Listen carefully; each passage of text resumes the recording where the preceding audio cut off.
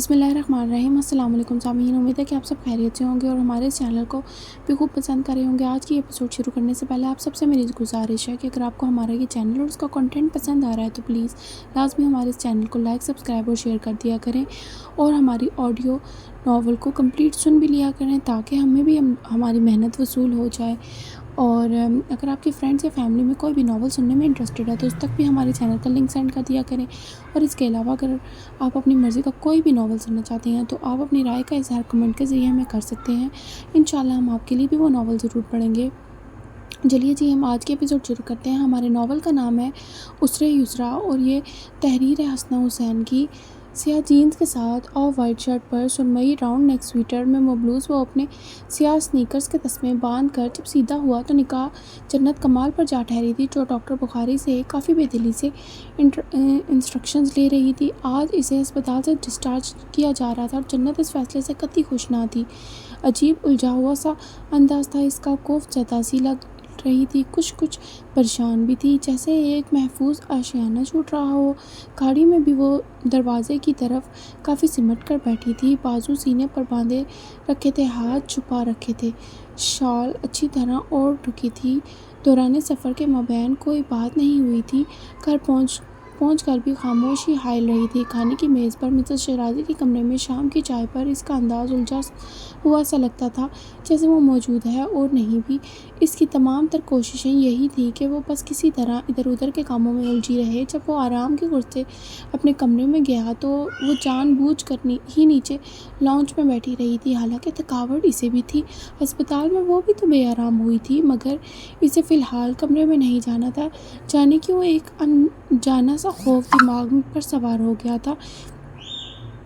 Channel पर channel बदलते हुए इसने अक्सा को भी अपने पास ही बिठा रखा था। ड्राई फ्रूट्स की प्लेट सामने ही धर रही थी, मैगज़ीन के सफ़े खुले पड़े थे, किसी आर्टिकल को यकसुई से पढ़ा जा रहा था। वो सोफ़े पर थी और अक्सा फ्लोर कुशन पर। अक्सा, कुछ सोचकर इसने बड़े ही राजदाना अंदाज में इसे मुखातिब किया था। जी जन्नत आपी। जन्नत ने ही इसे मना कर रखा था कि वो इसे बीबी ना कहे। तुम्हें क्या लगता है मर्द इस बात को कितना सीरियस लेता है? अगर कोई औरत इसे थप्पड़ दे मारे? अक्सा का तेज़ी से चलता मुँह रुक गया। टीवी स्क्रीन से नज़र हटा कर इसने जन्नत को देखा। कैचर में जकड़े शहद रंग बाल, जिनकी कुछ लटें मुतफक्किर से मोमी चेहरे पर बिखरी हुई थी। ये जो मर्द होते हैं ना आप ही, बड़े ही अजीब होते हैं कसम से। किसी औरत से बड़े पड़ने वाला थप्पड़ को ये अपनी अना और इज़्ज़त का मसला बना लेते हैं और सोच लेते हैं कि बस अब हर सूरत ही इंतकाम लेना है। अक्सर ने अपने मखसूस अंदाज में बात करके सस्पेंस की इंतहा कर दी। कैसा इंतकाम? जन्नत के लब हिले। वो इतनी कमज़ोर और बेबस कभी नहीं हुई थी जितनी कि अब हो रही थी। गोया कि इसे फारिस वजदान से किसी भी अच्छाई की कोई तवक्का नहीं थी। अमीर ज़ादे सीरियल किलर हायर करते हैं, कुछ अगवा भी करवा लेते हैं, कुछ सारी उम्र के लिए कैदी बना लेते हैं और कुछ। जवाब फारिस वजदान ने दिया था और इतने अचानक दिया था कि वो मारे बुगलाहट के सोफ़े से उछल कर खड़ी हो गई थी और फिर इसी सरियत से इसने मुड़कर पीछे देखा था। सुरमई ट्राउज़र्स पर हल्के आसमानी रंग के स्वेटर में मबलूस लापरवाह से हुलिये में वो जेबों में हाथ डाले खड़ा था। सर्द निगाहें जन्नत के चेहरे पर जमी थी। कंधे से फिसलती शॉल को ठीक से ओढ़ते हुए जन्नत ने हलक से गिल्टी को बामुश्किल नीचे उतारा। अक्सा का लिहाज करके अपनी घबराहट पर काबू पाया, खौफ को भगा कर सर उठाया। तुम यहाँ क्या कर रही हो? सवाल अक्सा से पूछा गया था और ज़रा सख्ती से पूछा गया था। जन्नत आपी ने कहा कि इन्हें नींद नहीं आ रही तो तुमने सोचा कि बैठकर लोरी ही सुना देती हूँ, शायद इस तरह आ जाए। अक्सा ने गड़बड़ा कर फारिस को देखा, फिर सर झुका लिया। जाओ। हुक्म मिलते ही वो पैरों में चप्पल अड़सते हुए अपने मैगज़ीन संभालती फ़ौरन रूपोश हो गई थी। अब लॉन्च में जन्नत खड़ी थी और सामने फारिस। वो अपनी कैफियत समझ नहीं पा रही थी। खौफ किस बात का था? आखिर वो इससे डर क्यों रही थी? एक थप्पड़ ही तो था जो कि नागुज़ीर था। बेदर्दी और नफ़रत के साथ दोबारा धकेला गया था इसने, जैसे वो कोई अछूत हो जिसके करीब आने से इसकी मौत वाक़या हो जानी थी। ऐसी सूरत में अगर इसने गुस्से में एक थप्पड़ मार भी दिया तो क्या हो गया? वो भी तो دکھاتا رہا ہے، کمرے سے نکالتا رہا ہے، وہ بھی تو اسے پارکنگ ایریا میں چھوڑ کر آتا رہا ہے۔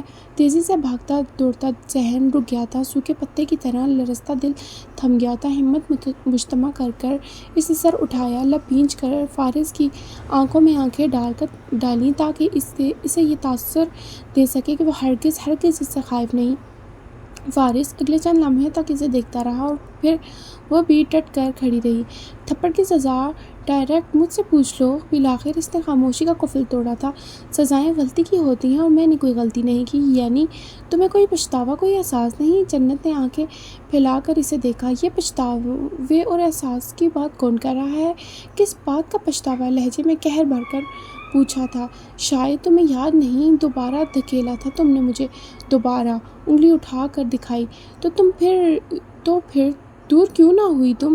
اوہ ہاں، یاد آیا، تمہیں ڈر تھا کہیں تم بیوہ نہ ہو جاؤ۔ فارس کا لہجہ استہزائیہ ہوا تھا۔ جنت کا چہرہ مارے خفت کے سرخ ہو گیا تھا۔ کاش وقت اسے پیچھے لے جائے، وہ ہسپتال میں سیب کاٹتے ہوئے خود کو ایک عدد تھپڑ سے نواز سکے۔ اے کاش، اے کاش! ہاں، مجھے اپنی فکر تھی اور بہت زیادہ فکر تھی۔ تمہیں اس سے کیا؟ ڈٹ کر جم کر ایک بار پھر سر اٹھا کر گھرائی، جیبوں میں ہاتھ ڈالے ذرا سا سر جھکا کر وہ بمشکل کندھوں تک پہنچتی۔ جنت کمال کو اگلے چند لمحوں تک دیکھتا رہا، پھر سر جھٹک کر جانے کے لیے مڑ گیا۔ اس کا رخ آفس روم کی طرف تھا، گویا وہ اپنے کسی کام سے ہی نیچے آیا تھا۔ ایک سرد نظر اس پر ڈالتی وہ زینت طے کرتی کمرے میں چلی گئی تھی۔ اس نے تکیہ اور کمبل اٹھایا اور پھر تن فن کرتی سٹنگ ایریا میں صوفہ کم بیڈ پر جا سوئی۔ تیور بگڑے ہوئے تھے، جبڑے بھینچے ہوئے تھے اور آنکھوں میں غصے کے ساتھ ساتھ بے نام سی خفگی لہرا رہی تھی۔ اسٹڈی روم میں وہ پچھلے 1 گھنٹے سے موجود تھا، فائلز دیکھتے، سائن کرتے، ضروری رپورٹس کا سرسری سا جائزہ لیتے ہوئے۔ اسے کافی کی طلب ہوئی تھی تو وہ اٹھ کر باہر آ گیا تھا۔ سیڑھیاں اترتے ہوئے اس کی سماعت سے جنت کی آواز ٹکرائی تو رفتار خود ہی مدھم ہو گئی تھی۔ پہلے اس کا خیال تھا کہ وہ ممی سے بات کر رہی ہوگی، مگر وہ تو اس وقت سو جاتی ہیں۔ کچن کی طرف دیکھتے ہوئے وہ سیڑھیوں کے پاس ہی رک گیا تھا، یوں کہ اب وہ اوپن کچن ایریا کو عقبی حصے سے بآسانی دیکھ سکتا تھا۔ اب دیکھیں مجھے، میں کہیں سے آپ کو پریشان لگ رہی ہوں یا اپسیٹ لگ رہی ہوں؟ موبائل کچن کاؤنٹر پر اسٹینڈنگ پوزیشن پر رکھ کر وہ الٹے قدم پیچھے ہوتے ہوئے مسکرائی تھی۔ اسکرین پر ساحرہ خالہ کا چہرہ واضح ہوا تھا، ان کے لبوں پر مدھم سی مسکراہٹ ابھری تھی مگر آنکھوں میں فکر ٹھہری رہی تھی۔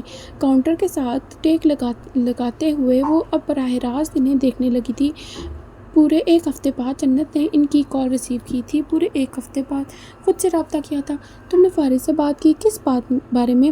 وہ انجان ہو گئی تھی۔ جو کچھ اس رات ہوا، خالہ محتاط ہو کر پوچھ رہی تھی۔ جھکے سر کے ساتھ جنت نے نفی میں سر ہلا دیا۔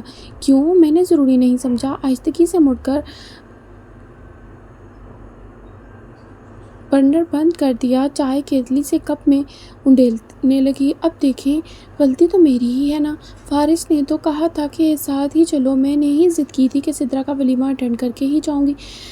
پلر کے پیچھے سیڑھیوں کے پاس جیبوں میں ہاتھ ڈالے وہ اس کے چہرے پر نظریں جمائے کھڑا رہا۔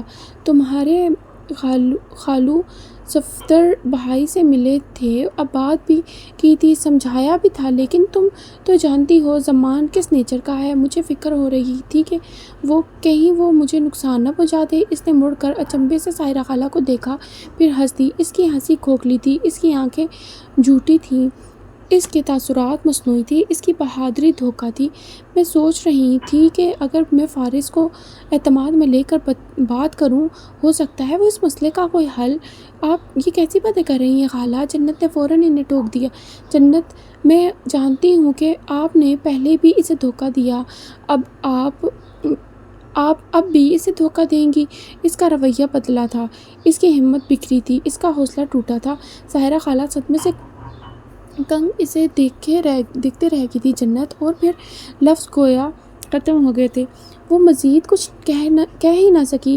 وعدہ کریں آپ ایسی کوئی بھی بات نہیں کریں گی، کبھی بھی نہیں، اس نے 2 ٹوک لہجے میں کہہ دیا تھا۔ ساحرہ خالہ اسے بے بسی سے دیکھ کر رہ گئی تھی۔ میری زندگی میں سب نارمل ہے، میں نہیں چاہتی کہ پھر سے کوئی طوفان اٹھے اور میرا تماشا بنے، لیکن زمان چپ نہیں بیٹھے گا۔ ساحرہ خالہ کو بس یہی فکر تھی۔ جنت نے آگے سے کوئی جواب نہیں دیا، نہ پریشان ہوئی تھی، نہ خوف کا اظہار کیا تھا، ایسے جیسے یہ مسئلہ کوئی مسئلہ ہی نہ رہا ہو۔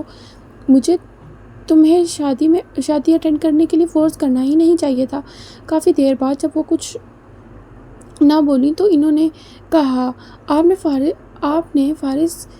نے فورس نہیں کیا تھا، میں اپنی مرضی سے آئی تھی۔ پورے اعتماد کے ساتھ اس نے جھوٹ بولا، پھر ایک لمحے کا توقف کیا۔ آپ میرے لیے اس طرح فکر مند ہوتی ہیں تو مجھے اچھا نہیں لگتا خالہ۔ ٹھیک ہے، بڑے پاپا نے آپ کو وصیت کی تھی کہ میرے بارے میں، لیکن آپ یہ بھی تو دیکھیں کہ میری شادی ہو چکی ہے اور اب میں اپنے گھر میں بہت خوش ہوں۔ یہاں سب میرا بہت خیال رکھتے ہیں، آنٹی مجھے بہت چاہتی ہیں۔ چائے کا گھونٹ بھر کر اس نے پھر انہیں دیکھا اور وہ خاموش تھی۔ اگر فیصل بھائی کہہ رہے ہیں تو کینیڈا شفٹ ہو جانے میں کوئی حرج نہیں ہے۔ اب تو سدرا کی بھی شادی ہو گئی ہے، میں بھی اپنے گھر کی ہو گئی ہوں، اب تو آپ کو مکمل سکون سے چلے جانا چاہیے۔ سائرہ خالہ نے پوری بات خاموشی سے سنی، پھر کچھ یاد آ جانے پر انہوں نے فارس سے متعلق پوچھا۔ انہیں غالباً مسز شیرازی نے ہی بتایا تھا کہ وہ 2 دن ہسپتال میں ایڈمٹ رہا ہے، اور باتوں کے دوران انہیں پوچھنا یاد ہی نہ رہا۔ جنت کے تاثرات ایک دم بدل گئے تھے، بھویں غیر محسوس انداز میں سکڑ گئیں۔ گیس واٹ، اسے کیٹ الرجی ہے۔ کیا آپ یقین کر سکتی ہیں میرے شوہر کو کیٹ الرجی ہے؟ اور اس تمام عرصے میں سائرہ خالہ کے چہرے پر پہلی بار مسکراہٹ بکھری تھی، اور پھر وہ ہنس پڑی تھی۔ جنت بلیوں کے لیے کتنی دیوانی تھی، اور ان سے بہتر کون جان سکتا تھا۔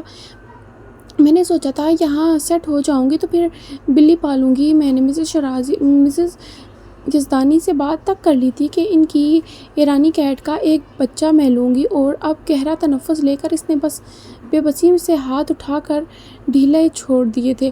آپ کو کم از کم رشتہ طے کرنے سے پہلے یہ تو معلوم کر لینا چاہیے تھا کہ لڑکے کو بلیاں پسند ہیں بھی یا نہیں۔ وہ اب ان سے خفا ہو رہی تھی۔ اتنا سیریس مسئلہ تو نہیں ہوگا جنت، وہ ہنستے ہوئے بولی۔ وہ 2 دن ہسپتال میں رہا ہے خالہ، اب آپ خود سمجھ لیں کہ یہ اس کے لیے کتنا سیریس مسئلہ ہے۔ تو ٹھیک ہے، دور دور سے بلیوں کو ہیلو ہائی کر لیا کرو۔ اب شوہر کے لیے اتنا تو کرنا ہی پڑے گا۔ خالی کپ سنک میں دھوتے ہوئے جنت نے ذرا سی خفگی کے ساتھ انہیں دیکھا۔ آپ کو میرا غم نہیں لگ رہا ہے؟ نہیں بچے، میں آپ کے غم میں برابر کی شریک ہوں، وہ ہنس دیں۔ اچھا، یہ بات کسی سے شیئر مت کیجیے گا۔ دوپٹے کے ساتھ ہاتھ خشک کرتی وہ موبائل اسکرین کی طرف جھکی تھی۔ کون سی بات؟ یہی کہ فارس کو کیٹ الرجی ہے۔ مجھے لگتا ہے کہ گھر میں ملازمین کو بھی نہیں معلوم۔ ایک طرح سے یہ ٹھیک بھی ہے، اگر یہ بات باہر نکلے تو اور کسی کو پتہ چل جائے کہ فارس کا ری ایکشن کتنا شدید ہوتا ہے تو یقیناً اس کے دشمن اس کا فائدہ اٹھانا چاہیں گے، ہے نا؟ خالہ اس کی سوچ پر حیران رہ گئیں۔ یہ بڑے بڑے کاروباری لوگوں کے دشمن بھی تو بڑے بڑے ہی ہوتے ہوں گے نا؟ خالہ اس کی سوچ پر حیران ہو رہی تھی، اور یہ خیال ان کے ذہن میں ایک لمحے کے لیے بھی نہیں آیا تھا۔ اقصیٰ بھی سارا وقت میرے ساتھ رہی، لیکن میں نے اسے بھی بھنک نہیں پڑنے دی کہ وہ ہسپتال میں کس وجہ سے ہے۔ بہت محتاط انداز میں، سنجیدگی اور سمجھداری سے وہ ان سے بات کر رہی تھی، انداز پر اسرائیلیت لیے ہوا تھا۔ ہاں تم ٹھیک کہہ رہی ہو، انہوں نے اعتراف کیا، اور تب ہی قدموں کی آہٹ پر اس نے بے ساختہ سر اٹھایا، پھر گھوم کر کاؤنٹر ٹیبل کی طرف آئی، اور وہیں سے اس نے بہت آگے تک دیکھا مگر وہاں کوئی نہیں تھا۔ اچھا خالہ، آپ سے پھر بات ہوگی۔ ان کو الوداع کر کے اس نے کچن کی لائٹس آف کر دی، اور سیڑھیوں کی طرف جاتے ہوئے اس کی نظریں بے ساختہ ہی آفس روم کی طرف اٹھ گئی تھیں۔ دروازہ کھلا ہوا تھا، اور فارس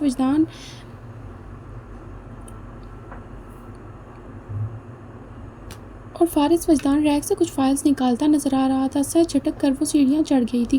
مجھے گرنے سے ڈر نہیں لگتا خان، میں 15 دن پہلے بھی پارکنگ ایریا میں گری تھی اور پھر خود اٹھ گئی تھی، اب بھی اگر گروں گی تو اٹھنے کی ہمت ہے مجھ میں۔ آفس چیئر پر بیٹھے ہوئے اس نے فائل ٹیبل پر رکھ دی تھی، جیبوں سے موبائل نکال کر نمبر ملاتے وہ مسلسل اپنی پیشانی مسل رہا تھا، اور بھی تاریخ کے ساتھ ساتھ شادی ہال کی تفصیلات سے آگاہ کرتے ہوئے اس نے عدیل احمد سے 10 سے 12 بجے کے درمیان پارکنگ ایریا کی CCTV فوٹیج طلب کر لی تھی۔ اس نے سارا دن خود کو مسز شیرازی کے ساتھ مصروف رکھا۔ کافی عرصے بعد اس کے اصرار پر وہ قدرتی مناظر کی ایک پینٹنگ بنا رہی تھی، اور اس کے اسٹوڈیو میں چھوٹے سائز کارپٹ پر بیٹھ کر وہ بھی کینوس پر ایسے ہی رنگ بکھیرنے لگی تھی۔ سبز، سنہرا، سیاہ، سرخ، گلابی رنگوں سے کھیلتے ہوئے اس کی توجہ ایک بار پھر فارس وجدان کے باکس کی طرف چلی گئی تھی۔ ہاتھ بڑھا کر اس نے باکس اپنی جانب گھسیٹ لیا اور ایک بار پھر کھول کر وہ اشیاء کا جائزہ لینے لگی۔ بہت نیچے تصاویر کا ایک البم بھی تھا۔ رخ بدل کر اس نے مسز شرازی کی طرف دیکھا، گویا کہ وہ جانتی تھی کہ اگر انہوں نے دیکھ بھی لیا تب بھی انہیں کوئی اعتراض نہیں ہوگا، مگر پھر بھی جانے کی وہ کچھ محتاط سی ہو رہی تھی۔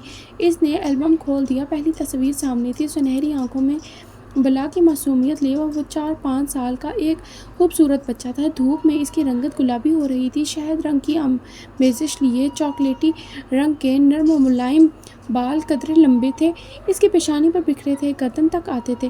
آنکھوں میں اشتیاق اور تجسس لیے وہ صفحہ پلٹتی گئی۔ بیڈ پر، الماریوں کے سامنے، درخت کے نیچے، سرسبز میدان کے وسط میں، رزلٹ کارڈ لیتے ہوئے، ٹرافی جیتتے ہوئے، کھیل کے میدان میں، گھوڑے کی پشت پر، 6 سے 16 سال تک کے فارغ وجدان کی تصویر اس کے سامنے تھی، مگر کہیں بھی وہ مسکرا نہیں رہا تھا۔ ہر تصویر میں وہ اکیلا تھا، ہر تصویر میں اس کے تاثرات بھی ایک سے تھے۔ فیملی کا کوئی ایک فرد بھی اس کے ساتھ نہیں تھا، حتیٰ کہ مسز شرازی کے ساتھ بھی اس کی کوئی تصویر نہ تھی۔ البم کے آخر میں ایک تصویر تھی، سرسبز باغ کا منظر تھا۔ وہ شاہ بلوط کے سائے میں لکڑی کی باڑ کے ساتھ کھڑا تھا، لڑکھڑاتا ہوا فٹ بال اس کی طرف آ رہا تھا اور جس طرح سے آ رہا تھا اس طرف 5-6 سال کی بچی کھڑی تھی، اس کی پشت کیمرے کی طرف تھی، اپنا سر اونچا کیے اس نے زور سے ہاتھ اوپر اٹھا رکھے تھے۔ اس کی سفید فراک پر جگہ جگہ دھبے لگے ہوئے تھے، سفید جرابیں تو مکمل طور پر مٹی سے اٹی ہوئی تھیں۔ پورے البم میں صرف ایک یہی تصویر ایسی تھی جس میں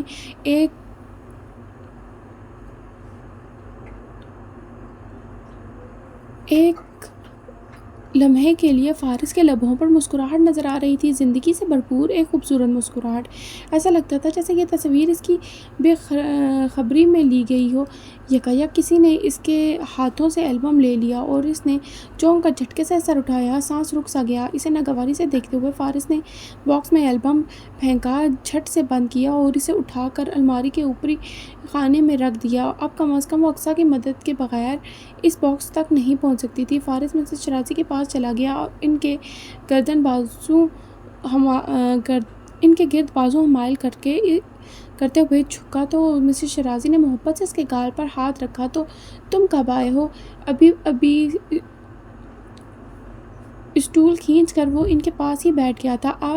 اب وہ کینوس پر سفید پھول کو دیکھ رہا تھا جس میں مسز شرازی سرخ لکیروں کا اضافہ کر رہی تھی۔ اس نے اپنی ماں کے پر اشتیاق چہرے کو دیکھا، پھر رنگ سے اٹے اس برش کو۔ بالآخر آپ نے برش اٹھا ہی لیا۔ وہ مسکرایا۔ یہ جنت کی وجہ سے ممکن ہوا ہے۔ سب کچھ سیٹ کر کے مجھے بٹھا دے یا کہ کچھ بنا دے، اسے بیڈ روم میں لگانا ہے۔ فارس کی نگاہیں بے ساختہ جنت تک گئیں۔ سر جھکائے وہ ایک بار پھر بلا وجہ کے رنگ پھیلانے لگی تھی، گویا کہ مجھ سے زیادہ اہم آپ کی بہو ہے، اس نے شکوہ کیا۔ جنت کے کان کھڑے ہو گئے تھے۔ مسز شرازی ہنسی، جیلس ہو رہے ہو تو کیا نہیں ہونا چاہیے؟ ہونا تو چاہیے۔ میں اپنی بیٹی کی کوئی بات ٹال ہی نہیں سکتی۔ اگر جو میں آپ کو آپ کی بیٹی کے کرتوتوں سے آگاہ کر دوں تو کیا آپ تب بھی اس کی کوئی بات نہیں ٹالیں گی؟ جنت کے چہرے کا رنگ فک ہوا تھا، آنکھوں میں خوف و ہراس پھیل گیا تھا۔ ہاں تب بھی نہیں،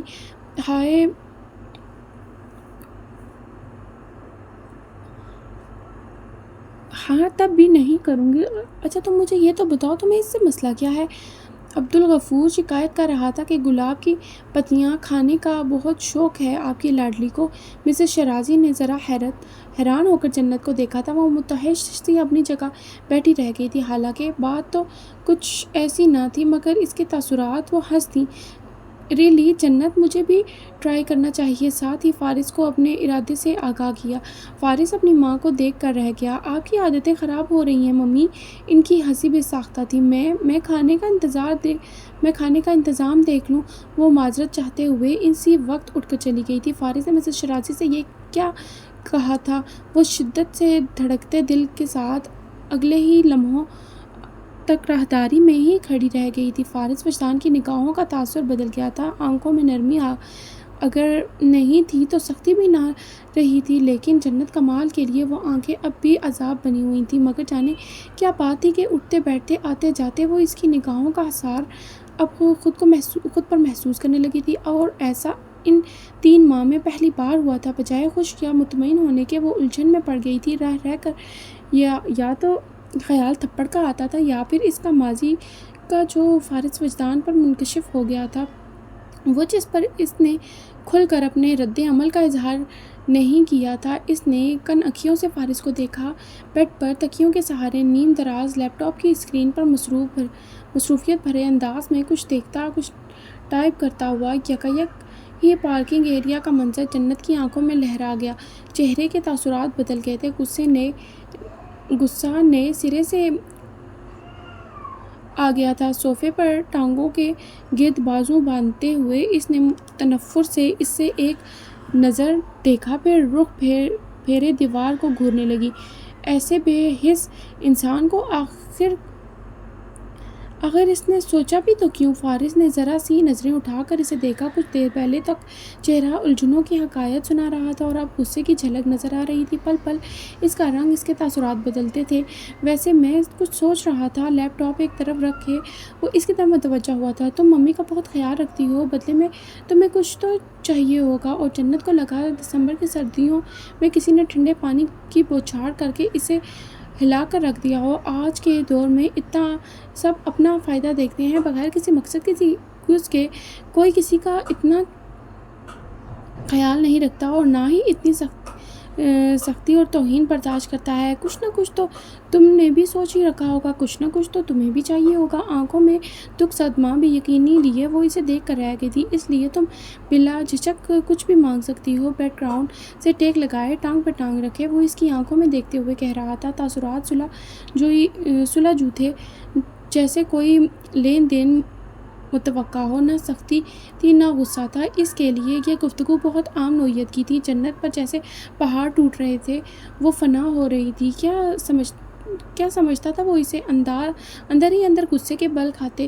ہوئے اس کے لب بھینچ کر سر اٹھایا۔ تمہیں لگتا ہے میں آنٹی کا خیال تمہاری وجہ سے رکھتی ہوں؟ اگر تمہیں ایسا لگتا ہے تو تم اپنی غلط فہمی دور کر لو۔ ہاں جانتا ہوں ان کا خیال رکھنا، انہیں وقت دینا تمہاری مجبوری ہے، لیکن میں مجبوریوں سے فائدہ نہیں اٹھاتا۔ میرے گھر میں بغیر معاوضے کے کوئی کام نہیں کرتا، سب کو پیمنٹ ادا کرتا ہوں میں۔ جنت کا پارا چڑھ گیا۔ میرے خیال سے تو تم بھول رہے ہو کہ میں تمہاری کوئی ملازمہ نہیں ہوں اور نہ ہی میں تمہارے اشارے پر کام کرتی ہوں۔ آنٹی کے ساتھ میرا اپنا رشتہ ہے، اور یہ رشتہ کب تک ہے؟ فارس کا لہجہ تنزیہ ہوا تھا۔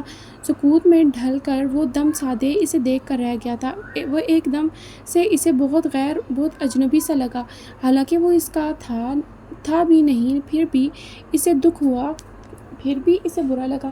کیا چاہتے ہو تم؟ وہ مزید کوئی سوال، کوئی استفسار نہیں چاہتی تھی۔ اپنے سوال کا جواب جنت کے لیے وہاں بیٹھے رہنا مشکل ہو رہا تھا۔ تمہارے سوال کا جواب میں تمہیں دے چکی ہوں۔ اب تم یقین نہیں کرنا چاہتے ہو تو میں کچھ نہیں کر سکتی۔ اتنا کہہ کر وہ کمرے سے نکل آئی تھی۔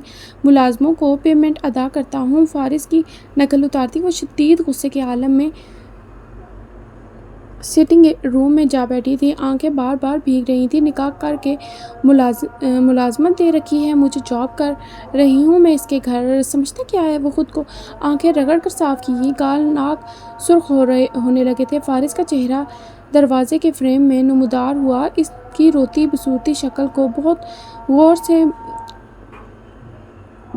ملاحظہ فرمایا گیا۔ جنت نے سر اٹھا کر اسے قہربار نظروں سے دیکھا تھا۔ وہ چوکٹ کے ساتھ پشت ٹکائے کھڑا ہو گیا تھا۔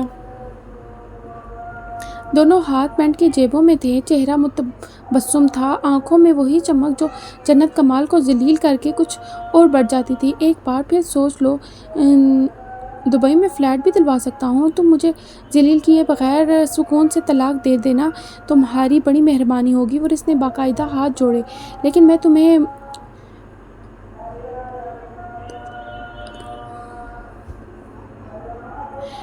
تمہیں معاوضہ دینے کی بات کر رہا ہوں۔ اب اتنا کٹھور بھی نہیں ہوں کہ طلاق دے کر بس فارغ کر دوں۔ बैंक बैलेंस, ज़मीन, घर कुछ तो हो।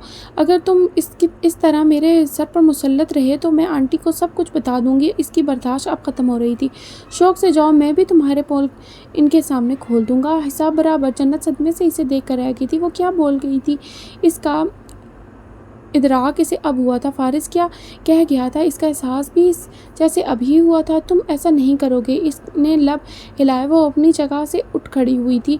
कर सकता हूँ मैं तो अब इनसे ये भी कह सकता हूँ कि मेरी बीवी 5 है, मैं दूसरी शादी करना चाहता हूँ। वो अपनी जगह थम कर रह गई। जानती थी अगर वो सोच रहा है तो करके भी दिखा सकता है, और इसके पास बहुत सी ऑप्शन थे। महदूद तो जन्नत रह गई थी। वो ऐन इसके सामने आकर खड़ा हुआ। अगले कई पल खामोशी की नज़र हुए थे। मैं अब भी सोचूं तो हैरान होता हूँ, आखिर तुम में इतनी हिम्मत कैसे आ गई कि एक बच्चे की जान लेने की कोशिश की तुमने। तुम्हें ज़रा डर नहीं लगा? पहले वो इसकी ज़ात की धज्जियाँ बिखेरता था, अब वो इसके ज़ख्म उधेड़ रहा था। तुम्हारी नाराज़गी तो यकीनन इसके बाप से होगी। इसमें इस बच्चे का क्या कसूर? मुठियाँ भींचे वो खामोश रही। ये रॉन्ग कॉल्स का क्या मामला था? सीने पर बाजू बांधे फारिस इसकी आंखों में देखने लगा था। लबों पर मध्यम सी मुस्कुराहट थी, जैसे वो इसकी कैफियत से महसूस हो रहा था। वो झटके से मुड़ी, ग्लास डोर स्लाइड करके बाहर निकली, खींच कर बंद करती कोने में जा खड़ी हुई। अब जब तक वो अंदर था, जन्नत कमाल बाहर ही रहना चाहती थी। इस तकलीफ़ से बचने का सिर्फ यही एक रास्ता था। कुछ ही देर में वो वहाँ से जा चुका था, मगर जन्नत रात गए तक बालकनी में ही खड़ी रही थी। एक कप चाय मेरे लिए भी। शदीद गुस्से और झुंझलाहट के आलम में वो अपने लिए चाय बना रही थी जब अकब में फारिस वजदान की आवाज़ अचानक से गूंजी थी। जन्नत ने मुड़कर अचंभे से इसे देखा था। क्या इसे जन्नत नज़र नहीं आई थी, या फिर इसने जन्नत को ही मेड समझ लिया था? मुझसे कह रहे हो? उंगली से अपनी जानिब इशारा करके पूछा, हैरत से भी यकीनी से। तुम्हारे अलावा भी कोई यहाँ है? काउंटर टेबल के साथ पुश टिकाए, सीने पर बाजू फैलाने बांधे, वो संजीदगी से इसे ही देख रहा था। मेरे हाथों की चाय पीने से तुम मर ही ना जाओ, मुमकिन है ज़िंदा रह जाओ। जन्नत ने लब खींच कर इसे देखा था। पहले वो खामोश रह कर इसे बेइज्जत करता था, और अब बात करके इसे बेवकूफ़ कर रहा था। ये जो नौकरों की फ़ौज है तुम्हारी, इनसे बनवा लो अपनी चाय। बिगड़ते तेवरों के साथ खासे जारहाना अंदाज में जवाब देकर इसने काउंटर पर पटक दिया। पहले तो खुद बना कर पेश करती रही हो तुम। इस वक्त मैं अपने हवास में नहीं थी, अब तुम हवासों में हो। जन्नत ने बामुश्किल खुद पर ज़ब्त पहरे बिठाकर इसके मुतबस्सिम चेहरे को देखा था, फिर गहरी सांस लिए जैसे अपने असाब को पुरसुकून करने की कोशिश की। चंद लम्हों के बाद इसने बर्नर बंद कर दिया था। मग में चाय उंडेल कर वो जाने के लिए मुड़ी ही थी कि फारिस रास्ता रोक कर खड़ा हो गया। क्या चाहते हो तुम? वो जिद हुई थी। तुम्हें क्या लगता है? सॉरी, मैं तुम्हें अपनी चाय नहीं दे सकती। मगर मग पर गिरफ्त जमा कर इसे आंखें दिखाईं। वो खामोश खड़ा रहा। इसने फिर दाएं तरफ से गुजर जाना चाहा तो फारिस ने बाजू फैलाकर रोक लिया। खौफ से इसने बाएं सिमत का रुख किया तो इसने फिर वही किया। जन्नत का पारा चढ़ गया। हटो मेरे रास्ते से।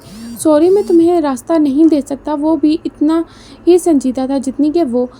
मैं फिर भी अपनी चाय तुम्हें नहीं दूंगी। घूंट भर कर जताया भी गया कि लो, अब ये चाय तुम्हारे किसी काम की नहीं है। फिर कुर्सी खींच कर बैठ गई कि अब यहाँ से जाने का मेरा कोई इरादा भी नहीं है। फिर कुर्सी की बैक साइड पर बाजू टिका कर शान बेनियाजी से फारिस को देखते हुए तासुर दिया कि मैं जीती तुम हारे। और इससे कबल के वो कुछ समझ पाती, फारिस ने एक ही जुस्त में हाथ बढ़ाकर मग उठा लिया। जन्नत का दिमाग भग से उड़ा। घूंट लेते हुए इसने जताती निगाहों से जन्नत को देखा कि लो, अब ये चाय तुम्हारे भी किसी काम की नहीं है। फिर कुर्सी खींच कर शाहाना अंदाज में बैठ गया कि यहाँ से जाने का मेरा भी कोई इरादा नहीं है। इसके बाद कुर्सी की बैक साइड के साथ कुछ टिकाते हुए तीसरा घूंट लेकर आंखों से जताया कि मैं जीता तुम हारी। और वो हक्का बक्का इसे देख कर रह गई। यहाँ वो इसके हाथ का खाना देख कर ڈائننگ ٹیبل چھوڑ دیتا تھا، کہاں وہ اس کے ہاتھ سے چائے لے کر پی گیا تھا۔ یہ وقت بھی آنا تھا، یہ انہونی بھی ہونی تھی۔ کہیں تھپڑ سے اس کا دماغ تو نہیں ہل گیا، کہیں ڈاکٹر بخاری نے اسے غلط ادویات تو نہیں دے دی۔ اسے صحیح معنوں میں تشویش ہوئی تھی۔ چائے کا خالی مگ اس کے سامنے رکھ کر وہ جا چکا تھا اور کتنی ہی دیر تک حیرت و ششدر بیٹھی رہ گئی تھی۔ تو سامعین، آج کی ہماری ایپیسوڈ یہیں تک تھی۔ امید کرتی ہوں کہ آپ کو ہمارا یہ ناول پسند آ رہا ہوگا، اور اگر آپ کو پسند آ رہا ہے تو پلیز لازمی ہمارے اس چینل کو لائک، سبسکرائب اور شیئر کر دیا کریں، اور پلیز ہمارے آڈیو ناول کو پورا سن بھی لیا کریں تاکہ ہمیں بھی ہماری محنت وصول ہو جائے۔ شکریہ، اللہ حافظ۔